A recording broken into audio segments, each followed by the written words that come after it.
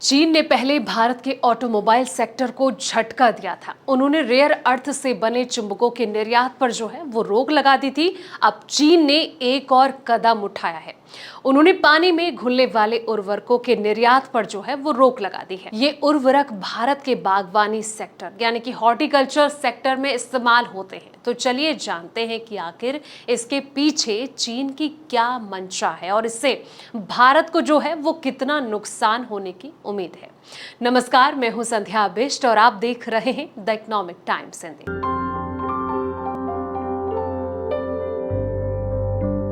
सबसे पहले जानते हैं कि WSF आखिर क्या है। तो आपको बता दें कि WSF एक तरह की खाद है। ये खाद पौधों में आसानी से घुल जाती है। इसे ड्रिप सिंचाई, स्प्रिंकलर या फिर पत्तियों पर स्प्रे करके इस्तेमाल किया जाता है।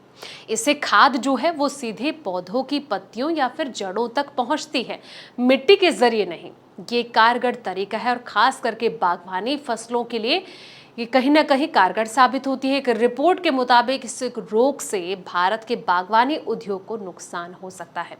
ये उद्योग भारत के अनाज के कारोबार से भी बड़ा है। ये देश की कृषि GDP में लगभग 1/3 का योगदान देता है। इससे अगर कहीं ना कहीं देखा जाए जो सबसे ज्यादा नुकसान है, इससे अंगूर, अनार, केला और पॉली हाउस खेती पर इसका असर पड़ेगा। पॉली हाउस में विदेशी फल और सब्जियां उगाई जाती हैं जिन्हें बाहर भेजा जाता है।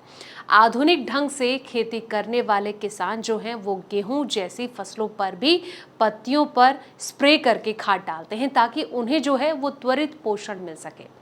सॉल्यूबल फर्टिलाइजर इंडस्ट्री एसोसिएशन यानी कि SFIA के सचिव विनोद गोयल ने ये कहा कि चीन ने CIQ के जरिए एक तरह की नाकाबंदी कर दी है। उन्होंने भारत को आधिकारिक तौर पर बैन कर दिया है, जबकि दूसरे देशों को सप्लाई जारी रखी है।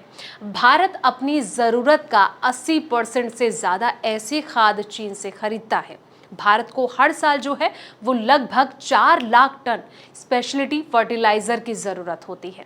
यहाँ सवाल ये उठता है कि चीन से ही आयात आखिर क्यों? तो इसका जवाब है कि उससे फर्टिलाइजर इसलिए खरीदा जाता है क्योंकि वहाँ अच्छी क्वालिटी का सामान जो है वो मिलता है और कीमतें भी कम होती हैं। तो ये एक बड़ी वजह है, इसे खाड़ी देशों और रूस से भी खरीदा जा सकता है।